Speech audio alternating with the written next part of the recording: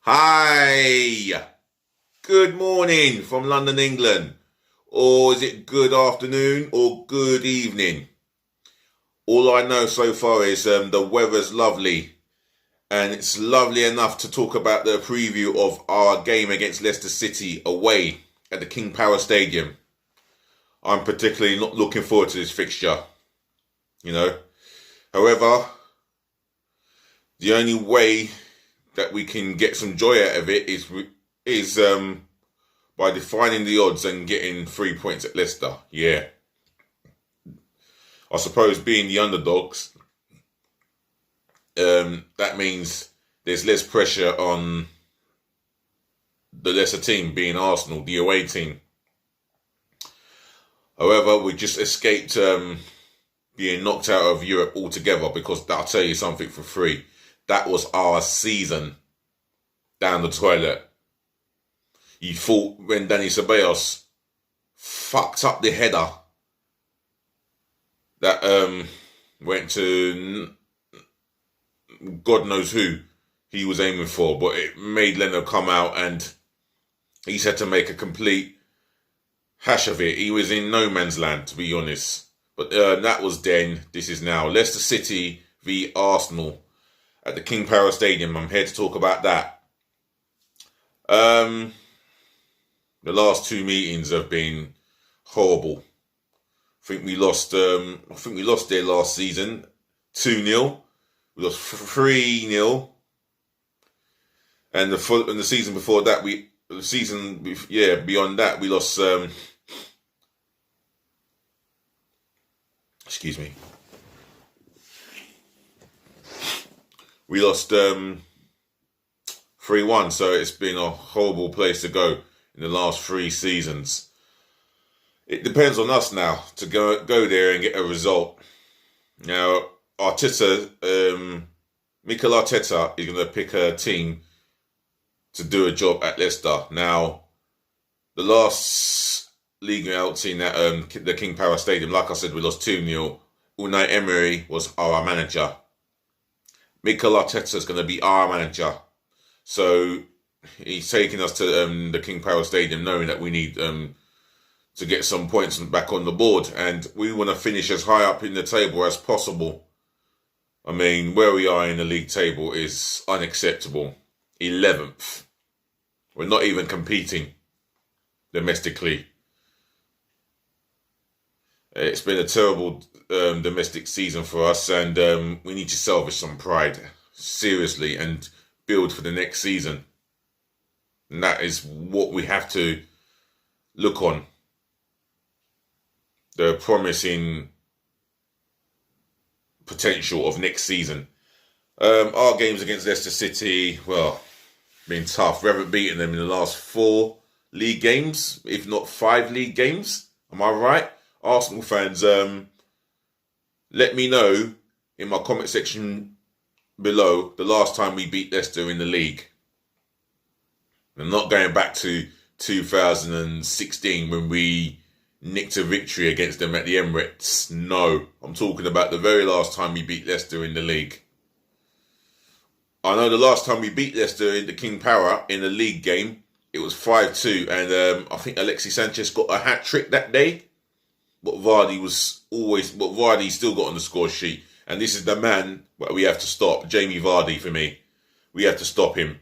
And their midfield, in Didi, the likes of Tielemans, Harvey Barnes, we need to make sure they have a quiet game and not take the spotlight for the right reasons, and we in the spotlight for the wrong reasons. So these are the tactical planning that Arteta's got to think through if we are to get the 3 points. And while I'm talking about this preview between us and Leicester, please feel free to share to your friends and family all over the world. Smash the thumbs up like button, and let's avoid the thumbs down. Keep leaving your suggestions, your opinions, etc. in my comment section below. And subscribe to DLG Reppin by smashing that subscribe button for me, left, right and centre. I lost another subscriber, but nevertheless, another 911 subscribers to go, and then I can start doing some live streaming. So keep it coming. Other than that, I'm going to get into my starting 11, the 9 substitutes that I would pick. And the formation I'm picking is a 4-3-2-1. 4-2-3-1. 4-3-2-1. That's a Christmas tree formation. I'm going for the 4-2-3-1 formation. So without any hesitation, Bernd Leno starts in goal. I haven't got a reason to start Matt Ryan in this fixture. I'm going to go for Bernd Leno. He's clearly the number one. Like I said, he is nowhere near solely at fault for the goal, although he should never really have to come out of his line. Just come out of his goal by leaving himself, giving himself a 5-6 yard head start, And, for me, I'm going to start off with Bernd Leno in goal. The back four, Cedric Ceballos for me. He offers us more imbalance than Bellerin does. And Bellerin should not be playing for the club knowing that he has openly come out and admitted that he wants to leave Arsenal. So for me, his mind will not be in the right frame for this game or any of Arsenal's remaining fixtures. So for me, I will drop Bellerin. I will not even have Bellerin in the squad for that matter. So therefore, I'm going to go with Cedric Soares to start this game. I hope Arteta goes with Soares. I would like him to go with Cedric Soares over Bellerin. For me, defensively, he offers us more of an outlay, and offensively as well. If you had Cedric Soares in as right back, Nicola Pepe, Saka will benefit from him playing on the right hand side of the defence. So Cedric Soares starts. My centre half pairing, I'm going to go with Gabriel Magalhaes. He had a poor game, but he's still our best defender, and he can't produce another poor performance. I mean, he can't get any worse than what he produced against Benfica, because he was a shambles and a shadow of the centre half that has been performing gloriously well in games this season. Premier League, Europa League games this season. And for me, I trust him to play on the right-hand side of the defence. It's not ideal because I don't trust Rob Holding. And I don't trust Rob Holding, and I feel that he may have to deputise in that area. The centre-half alongside him, I'm going to go with Pablo Mari. Yes, I'm going with 2 left-footed centre-halves that I rate highly, and that's the reason why I'm going for them. That partnership, well, it's probably the first time it's going to ever happen if Arteta goes with them two. But you know what? They'll develop an understanding in time. So Magalhaes and Mari, left back Kieran Tierney. Now this is a guy who spurred us on. He spurred us on to that victory. At 2-1 down in the match and 3-2 down in aggregate, we needed 2 goals, and I'll tell you what, him getting that goal like 4 or 5 minutes after they took the lead in the game, that was so pivotal for us. And Kieran Tierney, from a defensive point of view, he will improve in time. Of recently, he's been getting himself done in the wrong places, and that's due to the fact that he's not goal side of his opponent. He's the wrong side, and the quicker he understands goal side, the better for himself and Arsenal as a team. So Kieran Tierney, left back. The 2 in front of the 4, Thomas Partey for me. Thomas Partey. And that's for the simple fact is he releases the ball quicker, hungry in a tackle, strong to a physical battle, and we're going to need his presence for this game. Alongside him, I'm going to go with Granit Xhaka. Yeah, I know. But when Thomas Partey and Xhaka's played together, Thomas Partey's told him, you leave the dirty work to me off the ball, yeah? You go 10 yards forward in front of me and go and cause some damage. And he's given Xhaka the freedom to play as an attacking midfield point of view. He's given him the freedom to express himself. So for me, I select Xhaka. Danny Ceballos, he can have the week off for that disastrous performance in the second half. Hence the reason why I marked him 3 out of 10. If lucky, I didn't give him a 2. That was so generous.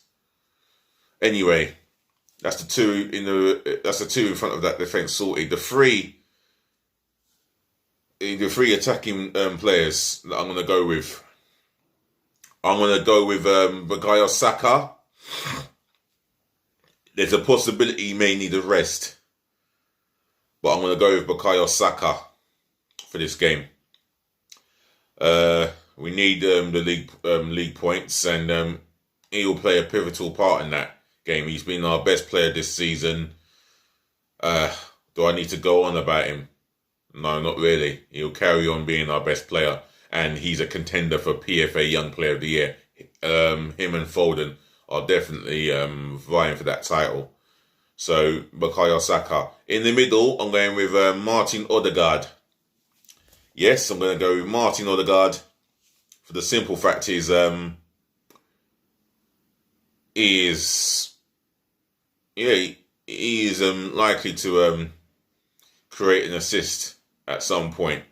And this guy, off the ball, he's a battler and a fighter, and that's what we need. We're gonna need his presence, in the team. So Martin Odegaard starts.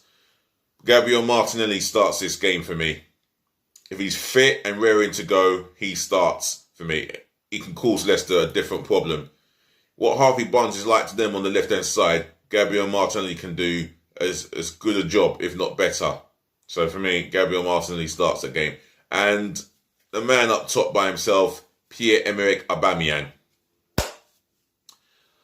He's back with goals. He's got some confidence in himself now that he scored 2 on Thursday. And I want him to carry on doing so against Leicester and for the remaining of the fixtures that we have available to us. So Pierre-Emerick Aubameyang starts this game. Right, my 9 substitutions. Substitute number 1, Matt Ryan. A very good goalkeeper to have on the bench.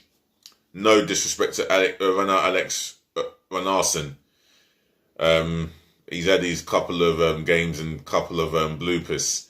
So Matt Ryan is ready to deputise it if Bernd Leno gets injured or the worst gets sent off again.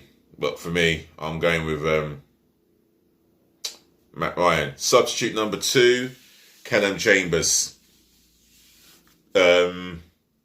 He came on as a cameo appearance and put in a good tackle, I suppose, to concede the throw that they had, and it was a long range throw that we just about defended. Other than that, he will still make the bench because I'm still cautious of him getting an injury.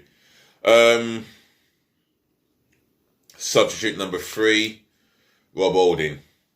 He's a good. I think he's a good squad player to have, and that's as far as it goes for me.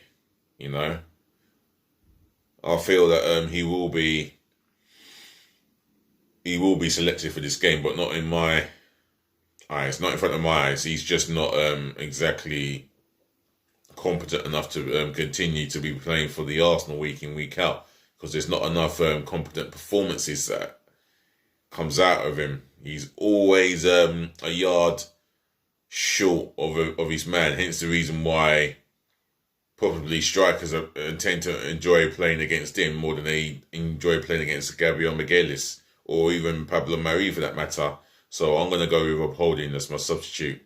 Substitute number 4. Oh, I've got to think long and hard about this. This is serious. Danny Ceballos. He had a good first 40 minutes, and then after that 40 minutes, he was just appalling. Completely, utterly appalling. His performance was a shambles in that game against Benfica, and that header summed him up. For me, he will make the bench for sure. I haven't got a problem with him making the bench. Substitute number 5, Mohamed El Neni. Now, he's a guy who's energetic. He'll get around the pitch, putting interceptions and tackles. I suppose that's what having a combative midfielder is all about. But we need a bit of physicality, and Partey and Xhaka won't shy away from a physical battle. So, Mohamed El Neni makes substitute number 5. Substitute number 6, Nicola Pepe. Now, some would say, someone can come onto my comment section and say, why don't you go with Pepe to start on the left instead of Gabriel Martinelli? Well, the reason why I'm going with Gabriel Martinelli, because I want a youthful attacking three.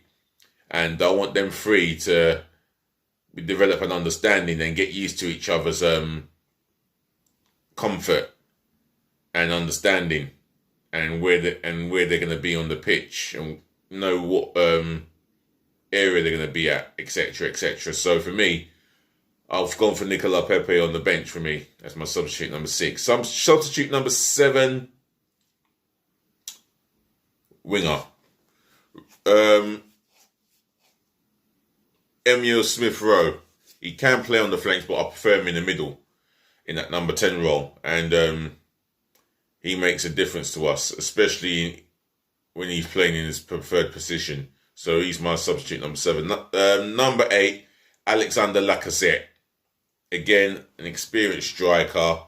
Yet some would say go with Lacazette instead of Aubameyang. Well, yes, but I'm going to go with the Gabonese international because he is an all-round proven goal scorer, and in a short space of time, he's got, up to 90-odd goals in how many appearances for the Arsenal, so I'm going to go with him.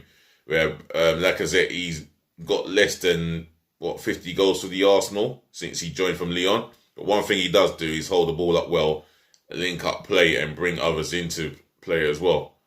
So I'm going with Lacazette. Substitute number 9, Folarin Balogun. Again, always ahead of Nketiah. Nketiah has done well in the under-23s, but he hasn't done well in the senior team, where it seems to me if Folarin Balogun gets opportunities, he's finding the back of the net.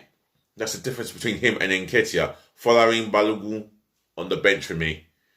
So that concludes my substitutions, my starting 11, the formation's done, and this recording is done. Once again, I'd like to thank you all for listening. Thank you all for tuning in, watching, and of course, putting up with me. Ladies to the gentlemen, to the boys, to the girls. If you're all watching, smash the thumbs up like button. Leave your let me know the formation, the team, the 9 substitutes you would pick for the Arsenal, and share it all over the world to your friends and family. And please do subscribe to my channel, myself and I only, DLG Reppin. DLG stands for Dele London Guna. Reppin spelled Romeo Echo Papa Indigo November. I'll be back later on, and I do apologise for no show yesterday evening. There's no excuses. Went to sleep early, and I should have given you a content, and you deserve a content for you guys that have watched me all over the world for a number of time now, for as long as you have done, should I say. I'll be back again this afternoon. You take care of yourselves. Enjoy the weather in London, England. Go to the park, go for a walk, and enjoy it. I'll be back later on, yeah? So you take care. and be nice.